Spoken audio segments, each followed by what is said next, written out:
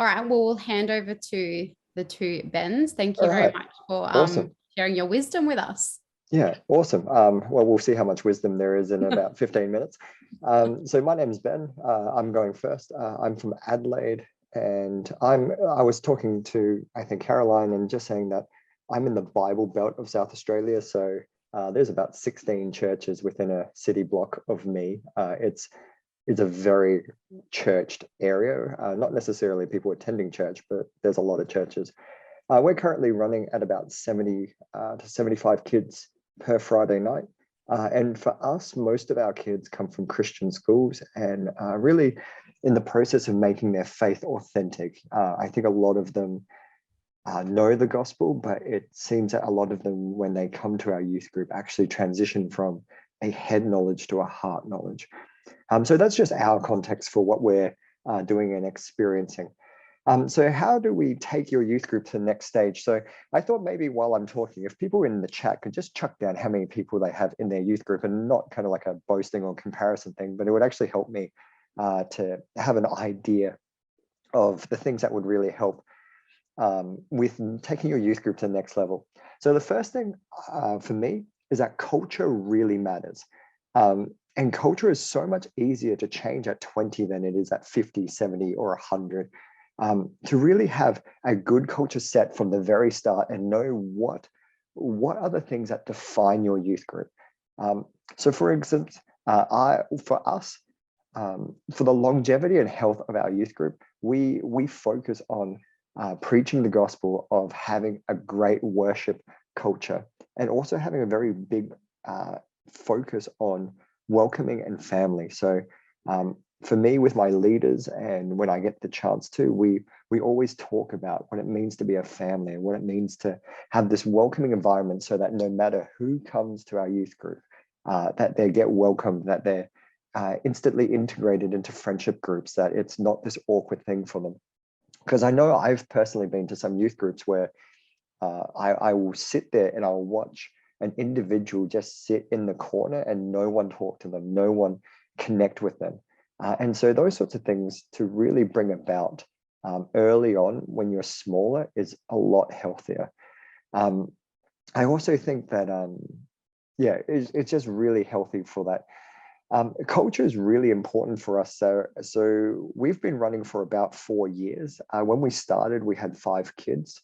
And one of the things that we intentionally did was at the start of every year for the first 3 years, we actually spent term 1 just consistently preaching about the culture we have, what we're trying to build, kind of reinforcing that from the front and letting that come down through everything else. Because I think long-term wise, if you want to build a healthy youth group, you want to have the right foundation.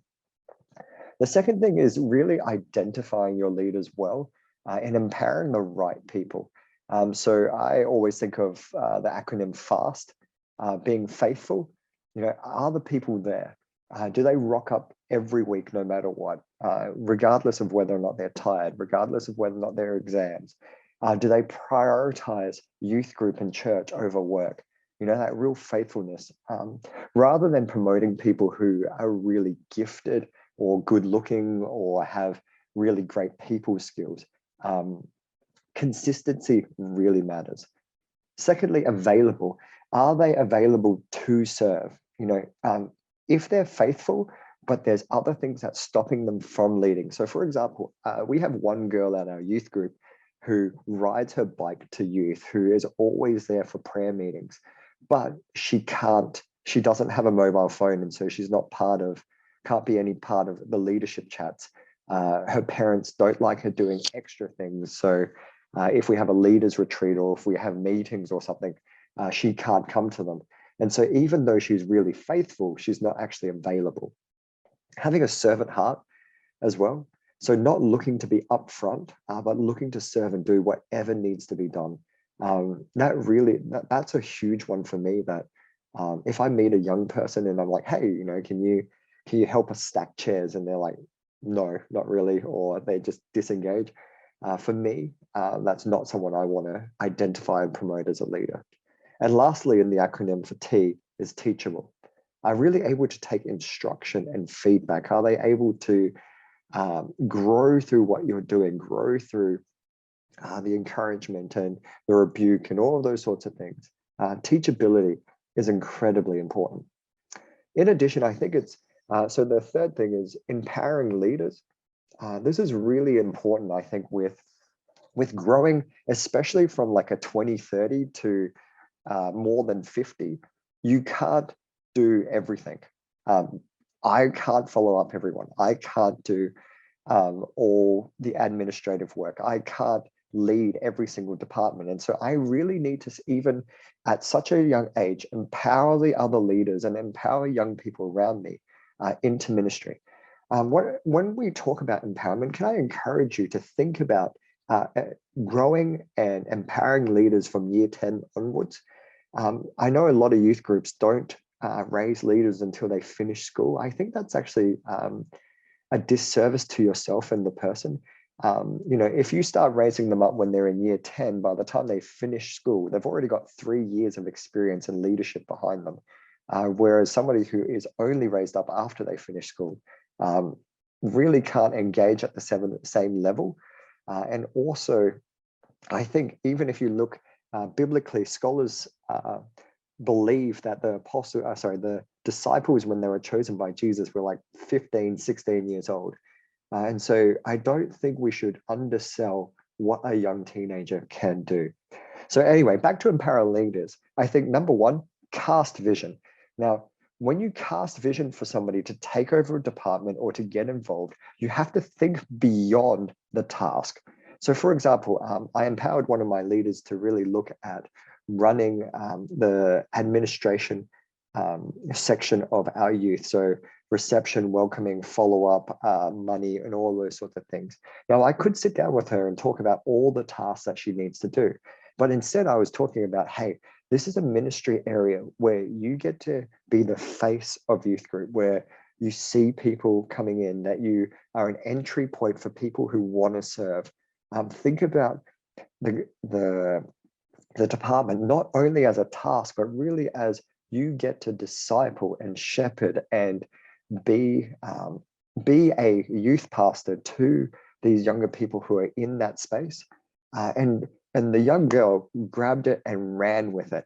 Now, once you cast vision for them, what's really important is to give space.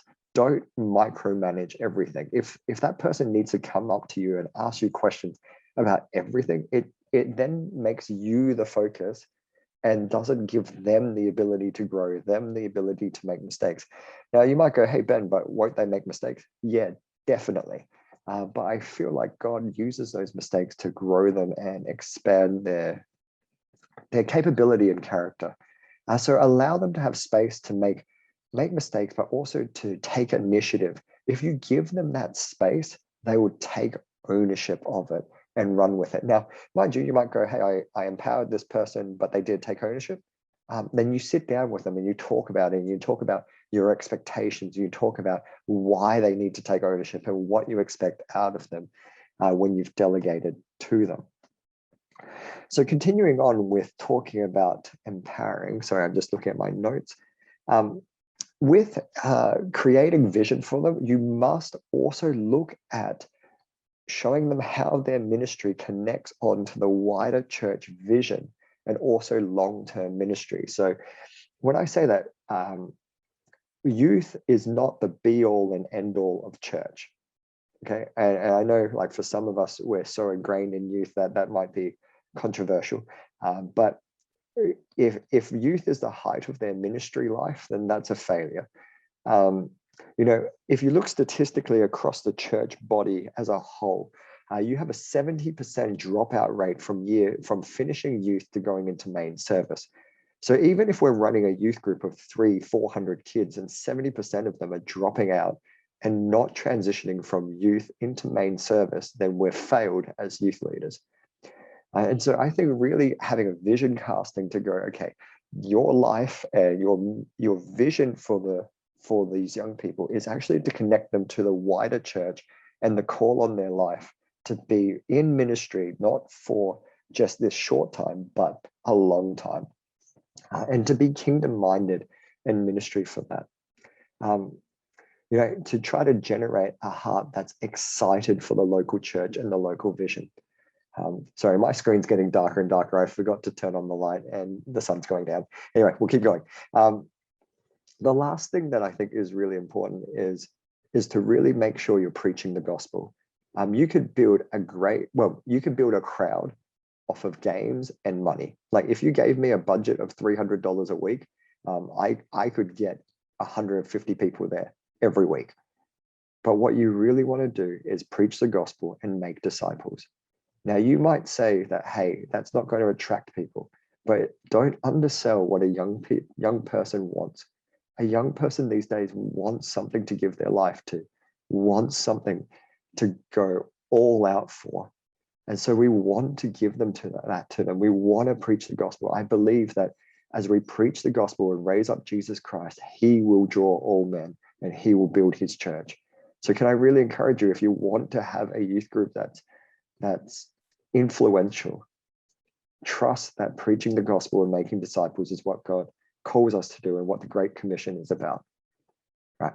That's it for me as we turn over to the other Ben, which I'm excited to hear in the context that he's running in as well. And I will go and turn on my light. All right. Cheers.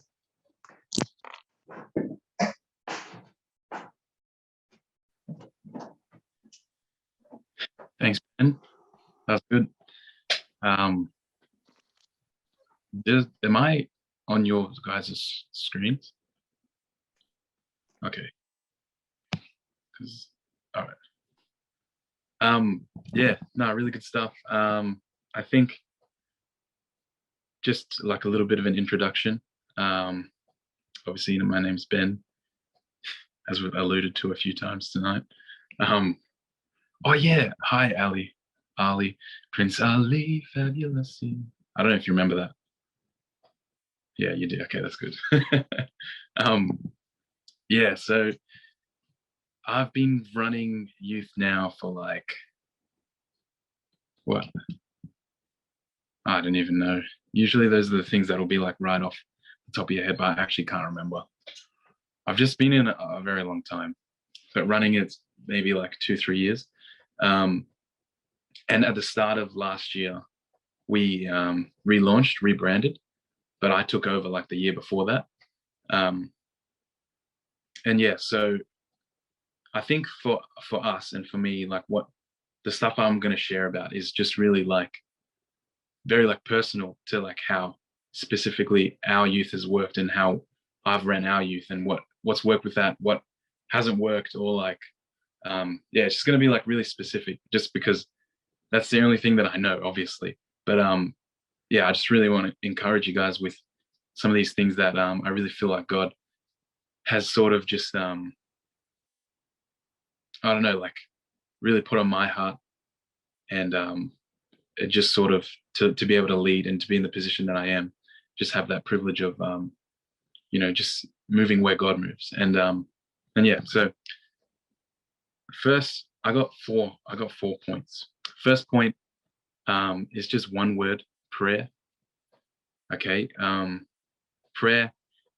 Literally everything I've ever done in youth has failed or been successful, literally depending on prayer, depending on have I prayed about this, have we prayed about this? No, then most of the time it's a failure. And that comes with like personal prayer as well, like you as leaders or you as the leader, whatever context you may be in, just praying in your own time. I think like obviously that's really important to be able to do like your own sort of journaling, time with God, prayer and everything like that. But then it's like on top of that, specifically praying for your ministry, young people within your ministry, specific kids, or youth, because people don't like to say kids, but teenagers or whatever it may be. I think as great as it is to have like your personal time with God and like your quiet time, whatever it may be, devotional time, it is also really like a powerful thing to dedicate your own time to praying into your ministry specifically, like not that, oh, I'll just mix it in with everything else. But obviously, like, we have our ministry, and that's like, we have our serving towards God, and the sort of what we do in our own time is like filling ourselves up for ourselves, for our daily lives, not for our ministry specifically, but for our life in general. And I think it's really important to be able to dedicate time to praying specifically for your ministry. And so personally, praying for your own ministry, but then also just praying together as a team. So right now, as of right now, what we've been doing is just once a week prayer meeting, Thursdays. So either it's before we go to work or whatever, so like 7 a.m. just for an hour, or we'll do it after hours, like 9, 10 o'clock, 8, 9, 10, or whatever it may be. Just trying to like alternate to like suit wherever anybody can, just trying to like cater to everyone, sort of thing. And like, I can't tell you the amount of prayer meetings that I've either just been to myself, or it's just me and someone else, like Deborah, just like last week, for example. But oh yeah, welcome to Japheth as well. Japheth's also a big part of Established Youth. There we go. Yeah, I was going to say I missed one prayer meeting, and now Deborah gets all the praise. So. There too. But yeah, I don't think it matters necessarily, like if I'm the only person there or there's not many people there. But obviously that whole thing of prayer, it's not given out as like something, this is what you need to be at, this is where you need to attend. Because I just know personally that revival happens through prayer, and it starts through prayer. God moving starts with young people praying. And we've seen that in a massive way. Like going back a few years ago, we would pray for kids who haven't been to youth in 6 months and not even go into the effort to actually like follow them up or reach out to them and see them there that Friday night. And it's just like, that can't happen, in just any normal circumstance without the power of prayer. And I just want to share like one sort of testimony from this year. Obviously, there's been a bit of like an up and down year because of lockdowns and restrictions and everything like that. But one of we probably had one of our smallest, sorry, I'm not getting emotional. I just needed a burp. We probably had one of our lowest attending nights, probably like in 3 years. And I don't know, there was just something really like significantly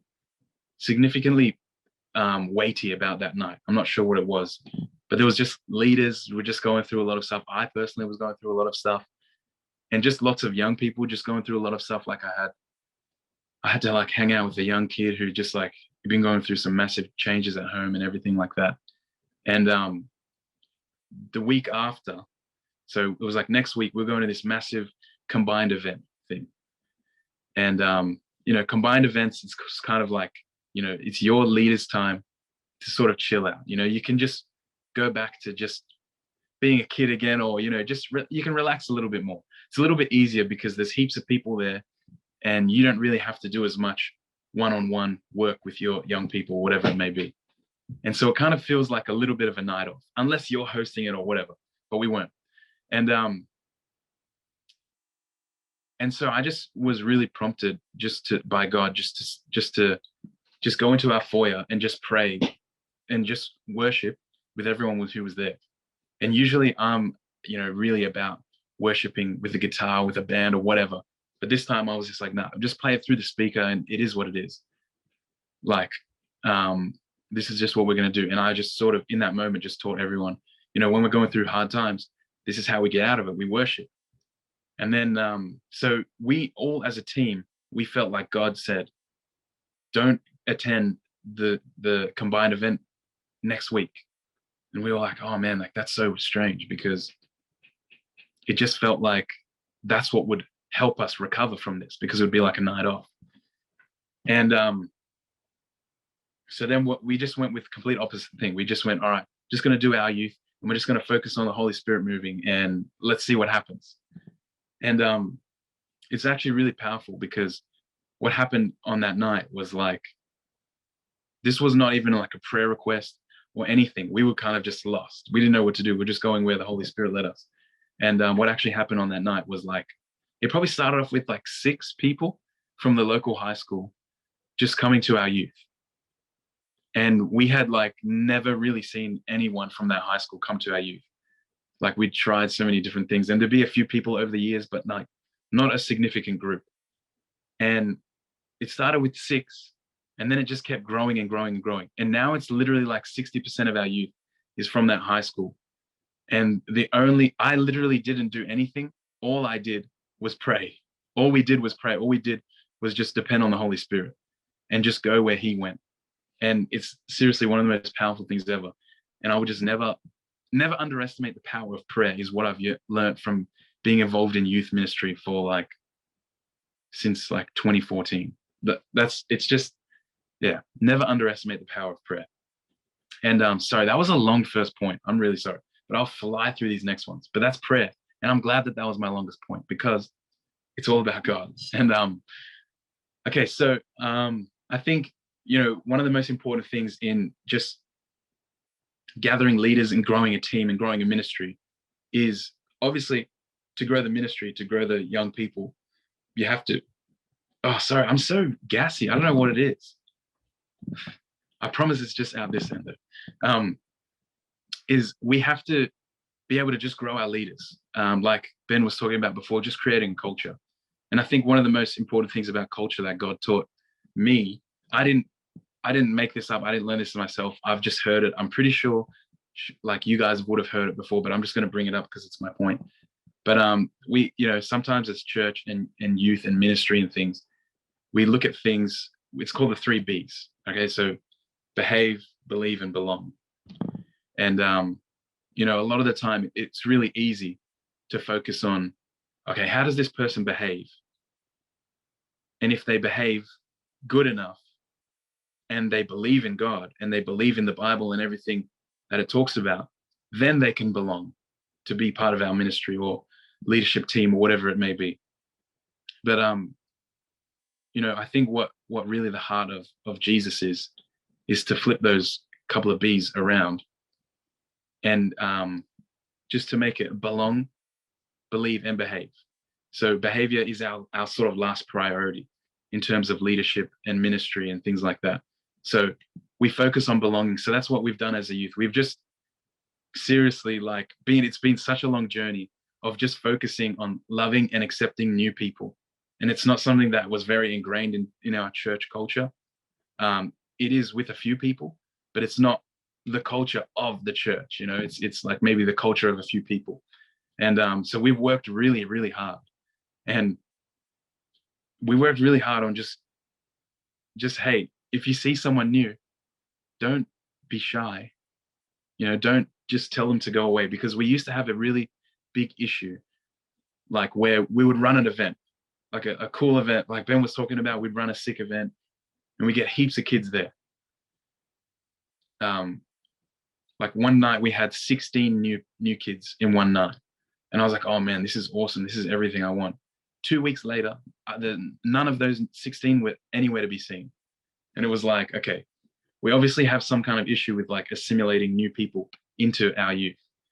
And so I heard from someone somewhere, I can't even remember. I should probably like remember these references, because it's really not my thoughts at all. But someone was saying just, to be connected, for a young person to be connected within a youth ministry, they need to have like a few different points of connection. So one is obviously with like a couple of leaders, but then with like a handful of youth itself. And I was like, all right, that's what I think our issue is that our youth themselves aren't really being accepting and loving towards these young people.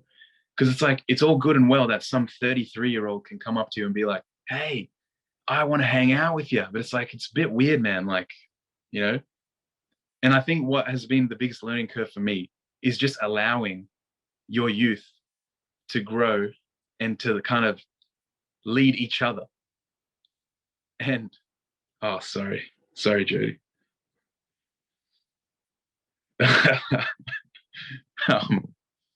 Nah, it can work. It can work. I promise. Oh man, I didn't mean to say it like that. Sorry, I changed it to 50. No, it made sense. It was good. Okay. I'm really sorry. Hey, next year I'm 25, so like, but the youth kids still think I'm in high school, so that's awesome. Okay. Now I've lost my train of thought completely, but but belong, behave, believe, right? So once we accept people and they feel like they belong, then that like, because obviously when we talk about when we talk about God, when we're preaching and everything like that, obviously we know that it's love God, love people. But obviously they're not going to understand love God just yet. You know, new kids coming to a youth ministry, they don't fully comprehend or grasp the idea of loving God, or what does it mean? What does it look like to love God? But what they can understand is being loved by other people and loving other people. And so that's where that whole idea of belong comes in. And then once they feel like they belong and they feel like they have a relationship with people, then they are more open and they can understand the concept of love even more. And that's when the belief comes in. Give them that option. Hey, you want to accept Jesus into your life? Yes, no, maybe, I don't know. Can you repeat the question? And then obviously after that is when we focus on their behavior, because it's obviously still a focus, but it's not our highest priority. And that comes with lots of things like, hey, you were loved and accepted when you started coming to youth. Now you have to go out and love and accept other people. I'm going really slow. I'm really sorry. Number 3. 2, 3, yes. So this is one lesson that I learned from Pastor Ramon from Faith Church. He's awesome. But I've just made it into this line, is discipline yourself into natural. Okay, it sounds a bit weird, but discipline yourself into natural. So he taught me, because I was struggling a little bit, when I would call up my leaders or I'd ask my leaders to help, I wouldn't even say anything. I wouldn't even say hello or whatever. I call my leader and they're like, yeah, Ben, I'm going to do this and I'm going to be there soon. Or sorry, I wasn't at the meeting last night. Or I'll be at church this Sunday. And I'm like, man, I didn't even say hi yet. Like, why do you feel like I'm a policeman, you know? And so I thought, you know, how do I change that? What can I do to change that attitude? And he gave me this really great piece of advice. And it was to have, for every one conversation that I want to have about youth, church, whatever it may be, about doing something, I need to have 5 conversations about getting to know them, about them personally, about their life, whatever it may be. And it's that ratio where it was like, all right, 5 to 1. Before I can even ask this person to do anything, I'm going to have 5 conversations with them. Not like 5 questions like, hey, what do you do with your life? Blah, blah, blah, blah, blah. But it's like literally just being their friend. Okay. And that's what this has turned into. Because I disciplined myself into being natural with people. And it started out and it was really difficult because, you know, my general thing is to leave things last minute. And so I'll be like, oh, hey, by the way, can you do this for me? Can you do this for me? Can you do this for me? But, you know, it's not, it seems like, oh, I don't want to make things like a schedule or make things disciplined when I talk to people, when I talk to my friends. But it's just the starting point. And it was 5 conversations about them, about their life, whatever it may be. So I disciplined myself into just being their friend. And then it just becomes so natural. Like, you know, I feel like I don't have to do that anymore because I just feel like within my team, I'm able to just really talk to them a lot. And, you know, just allowing them to just be themselves, allowing me to be myself. And that's when everything just becomes natural. And then I start to realize that I really don't have this feeling anymore where I just feel like I'm asking people to do something without, you know, I haven't talked to them in a couple of weeks, but now I'll just ask you to do this. I don't have that issue anymore. And it's because I feel like I've disciplined myself into being natural. And the final point is just flowing with the trends, okay? I know it sounds a little bit hard for those 37-year-olds out there, but it's not what it sounds like. It's not like me telling you guys, download TikTok or you can't be a youth pastor. But what I really want to say is like your youth ministry and your community has a heartbeat, and it has a sound, and it has a feel to it.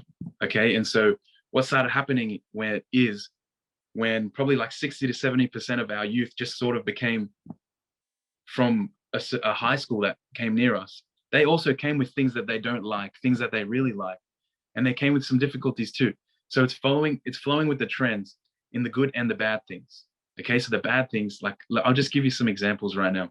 So all of a sudden our youth has just become renowned now for just selling vapes and vaping in the toilets and vaping outside. But before these young people came from the high school near us, that was never an issue. And so it's like, all right, these things never change. Our love and acceptance never changes. Our belong, believe, behave never changes. Okay, so how are we going to tackle this? The exact same way, love and acceptance. But obviously there's some different challenges to go with that. One thing that we found out is that they just hated doing small groups. So it was like, you kind of have to ride the wave of what your youth is. And I'm not saying you allow your youth to dictate what the Spirit of God does, but it's like, no, they have a heartbeat, they have a preference, they know what they want. But God can work through anything, right? So we started to find out they don't actually like small groups. And whenever we would do a big band and they would be on stage, they would all just leave. It was literally so awkward.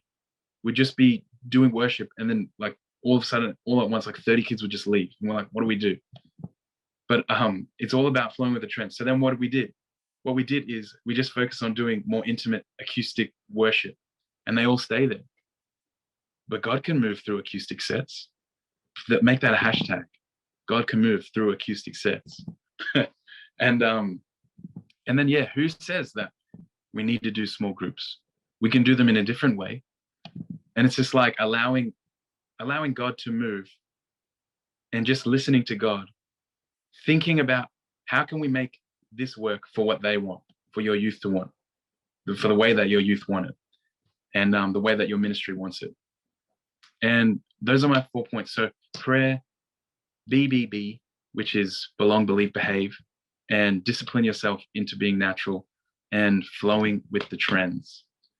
I believe we're going to do some Q&A, which we'll just flip between me and Ben. And yeah, I appreciate it, guys. Thank you very much. It's great. So my first question, Ben Albert, is like, do you guys vape at youth? Is that what you're saying? Yeah, so we sort of just stoop down to their level to relate with them. No, I'm just joking. Yeah. I was just like, matching is that vapes like, that will join them. Oh, sorry. what did you say? Go.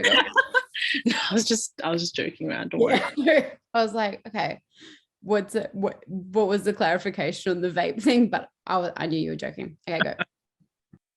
Nah, the vape things is just sort of like a different challenge that I've never really had before. Yeah,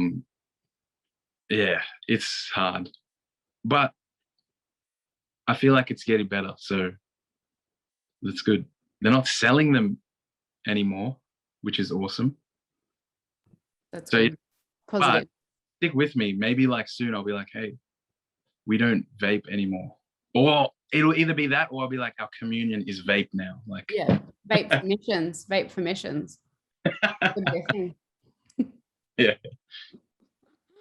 Cool. So I guess if we've got questions, we can throw them out there. Are you guys cool for a little tiny bit longer? Yeah. Okay. Oh. Hi, Japheth. Good to see your face. Hello. I was eating, so I had my camera off, but I'm not now.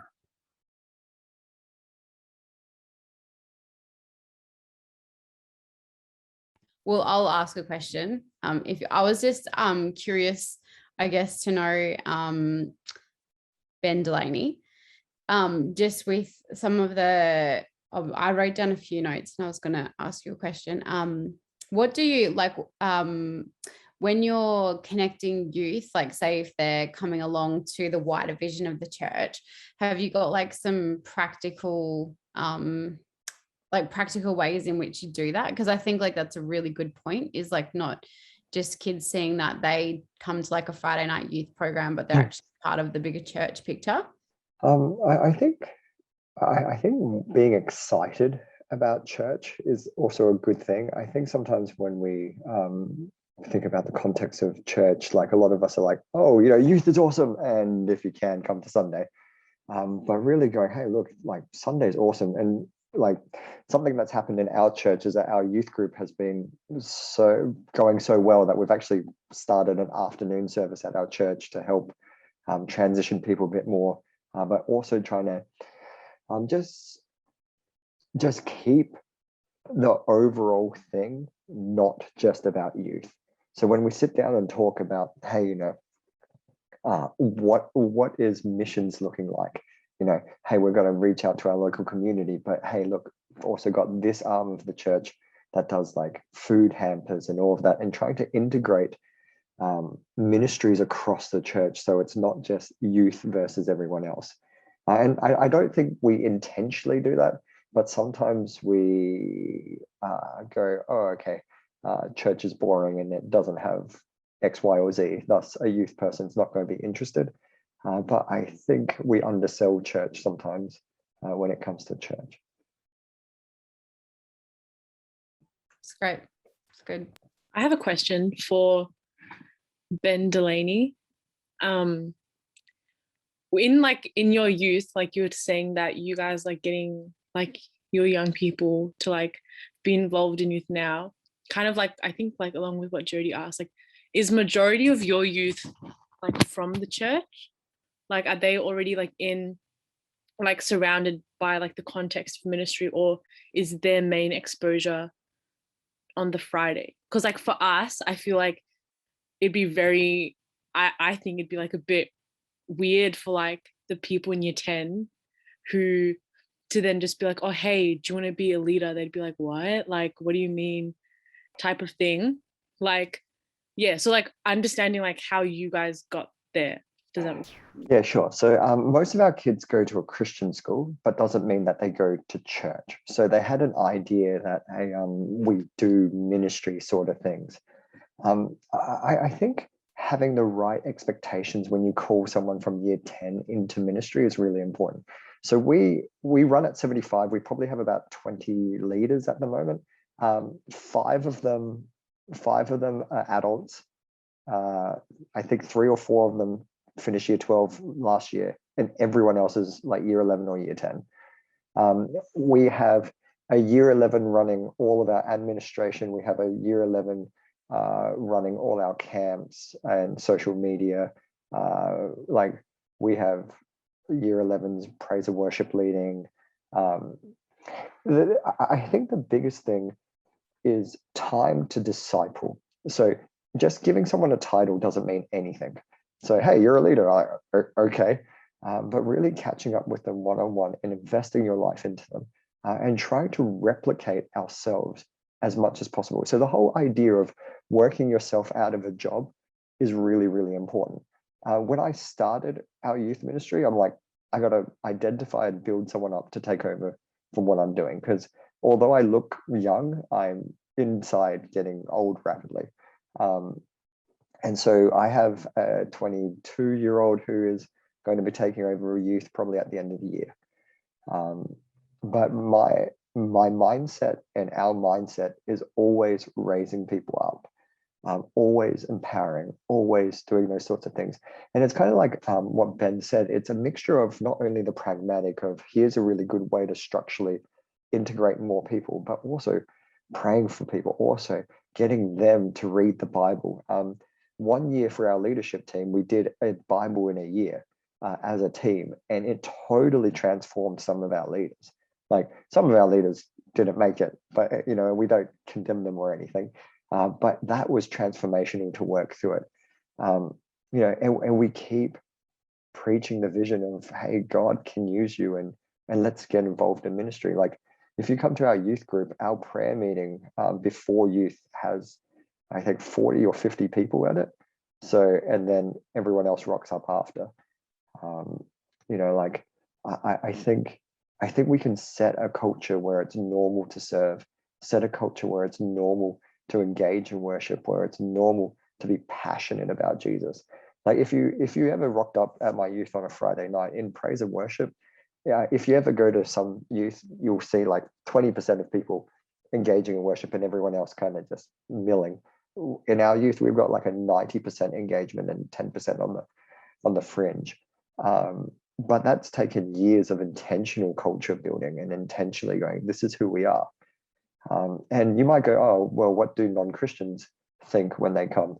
We're getting people from like really rough part of our city coming to our youth group, and they're just like, this is amazing. Like, I think if a young person rocks up and the presence of God is there, that's life transforming. I don't need to entertain them. I can go, hey, come here and God will radically change your life. Sorry, I think I rambled and probably didn't answer your question. No, you answered my question. Thank you. Anyone else got a question? Were you going to ask? No, Trevor? Okay, I thought he was moving towards unmuting. I wasn't, but I can ask a quick question of either of you. Just about, I think you've sort of touched on it, but just the how deliberate and strategic are you in just encouraging your youth to serve in other areas, like, you know, helping with kids ministry and getting involved in, you know, beginning to engage in other areas of service within the church, either Sunday but other times as well? Other Ben, do you want to go first? No, you go. Just throw me in. So there's a couple of things that we do. Number one, we do something called a youth takeover every term. So not like, hey, youth are better, but we actually run a whole entire service for the youth run the whole service on a Sunday. So they do communion, offering, preaching, praise and worship, everything. Now, mind you, like depending on the size of your youth group and gifting and talents and all of those sorts of things, that might not be possible, but really just trying to get the exposure of, hey, these kids are in youth, these kids are doing some really amazing things, gets a bit of a connection there. And then anyone who is regularly going on a Sunday morning, we try to get involved in any ministry possible, whether or not it's kids, whether or not it's something else. I guess also it depends on how much they're serving at youth. So for example, we have people like a young person might be involved in running our praise and worship ministry. We're going to probably not expect them to do as much on a Sunday, because we'd say, hey, their ministry is on a Friday night and really to receive on a Sunday. But someone who is not doing much on a Friday night would probably try to find other ways to integrate them into anything we can find on either night. We've also starting to get our year 12s, like before we even started, so like 3 or 4 years back, we were already starting to plan what happens when people graduate. So we split our year 12s off into small connect groups and assign leaders. And since people have been leading already for 2 or 3 years by the time they graduate, formulating those connect groups or home groups after youth has been really important as well. And some of those people are starting to do Bible college with us this year, as start of next year as well. So we're starting a Bible college as well. So there's some random things that we're doing.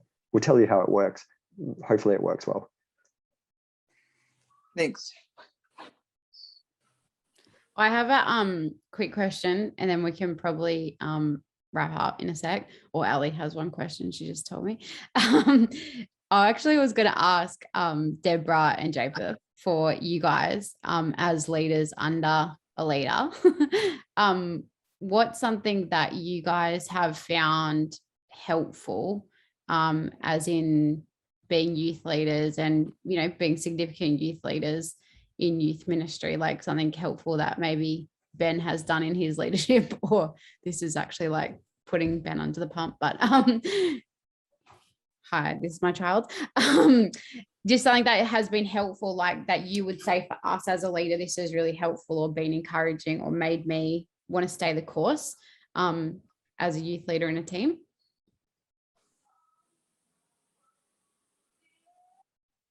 You want to go first, Deborah? Sure. I think, okay, yeah. So what, like, to clarify a question, like what keeps us on the team? Yeah. I guess like I'm thinking like me as a youth leader, like how do I build into my team so that they, you know, stay, so that they're like you, turn up and get excited about the vision, and do you know what I mean? Does that make sense? Yeah. I think like with Ben as our leader, I think something that is very like special about his leadership is that he is someone who really fights for things that he loves, and he loves youth and he loves our ministry. And I think it's inspiring that when you like, as like me being under his leadership, seeing your leader, who I know thinks about youth more than I do, prays about youth more than I do, talks about youth more than I do, and seeing him continue to fight, it kind of just like, it inspires me to be like, okay, I'm going to keep going. Like, I'm tired. And because it's just that constant reminder of like, oh yeah, like we do love these people, and we do love them because like, it's just, I don't know, like seeing, it's like, it's the love of God, you know, like he continues to fight when we're tired, when the youth are vaping in the bathroom and they just tell you they're not vaping, and you're like, there's literally a cloud of strawberry smelling goodness. Like, you're obviously vaping. I think that's one thing. And I think another thing for me, I'm quite like, I'm very like, people need to do their job type of person. And Ben isn't really like that. And I think it's really nice to have a leader who is very gracious, but he has a standard of excellence still, but it's not out of a place of dictatorship or out of a place of perfection. It's out of a place of, we want to give our best to the youth because God cares about them. Not because it's going to look good to our pastors, not because it's going to look good on a pamphlet, but because these, like, our youth are worth it because God says they're worth it. And if we do that in our Instagram posts, if we do that in the way that we set up, we do it because they're worth it. And he's just very real, you know, like when he's going through a bad time, he lets us know and he gives us space to do that. And I think I love that about our youth, is that we're very real and we're honest and we don't act like we have it together. And to me, I find that very attractive. And I think that's Jesus. And that's what people love about Jesus. And so, yeah, fight for things that you love, standard of excellence, and real. I'm fading into the darkness. Really good. So Jay, That's great. If you ever move out of like Melbourne, come to Condo. I don't know where Condo is. Sorry. Nobody does, don't worry. Have you got anything to add? That was it. You should have went first. Yeah, I didn't realize she had 3 points written out already, ready to go. What was the question again? I guess what, as a person under like you, as a leader under Ben, like what stuff that that maybe happens in team or happens under Ben's leadership that encourages you to turn up and give, and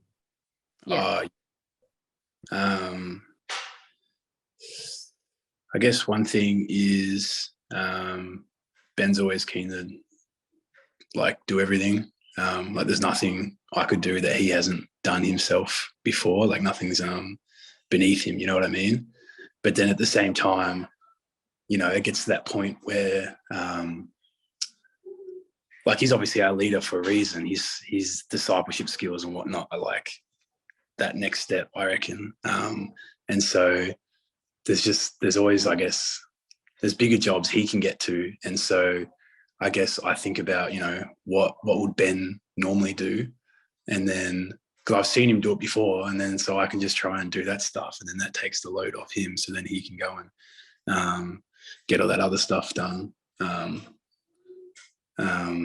So I think that's good. That's something we had that stuck with me. I always joke about it, but I'm serious. We've always joked about it with Ben, because whenever I ask him something, I'm like, oh, I'm supposed to show initiative. I'm not supposed to ask the youth pastor for help. Like, you're supposed to be doing it. But it's it's just easy to do, because I just think, oh, like, what would Ben do in this situation? Because he's always going to be, you know, there to set up, or there to take a kid home, or help in the kitchen, or whatever needs doing. So I think it's a good place as a youth coordinator or pastor to be in. It makes it easy for the leaders to follow. So yeah. That's good. That's good. It's good to like hear that perspective, I think, like for, you know, what's helpful for leaders, and that's good. Sounds like you're doing a good job, Ben. Yeah, I hope so. No, we are. That's cool. Well, it's probably like 8:30, so we might wrap it up so I can put my child to bed. And yeah, but thank you so much, guys, for just sharing your wisdom. And I know if anyone has any other questions, like, these guys are both approachable. We really appreciate it, and it was good to hear two different, I guess, like, styles and different approaches, but we're all working towards the same goal of helping young people sort of walk on this journey with Jesus, and see our communities really impacted through our youth ministry too. So thanks, guys, for giving your time, and I've really appreciated it. And I think Bex posted the dates of the next one, which is going to be looking at how do we move, like, once we get to a significant place of growth, how do we then move to look at reaching into community and into schools, etc., stuff like that.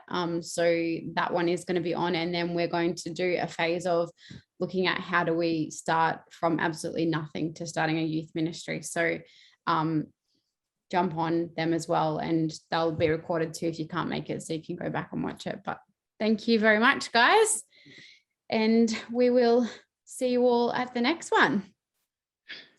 Thanks, guys. Thanks, Ben. Appreciate it. Thank you.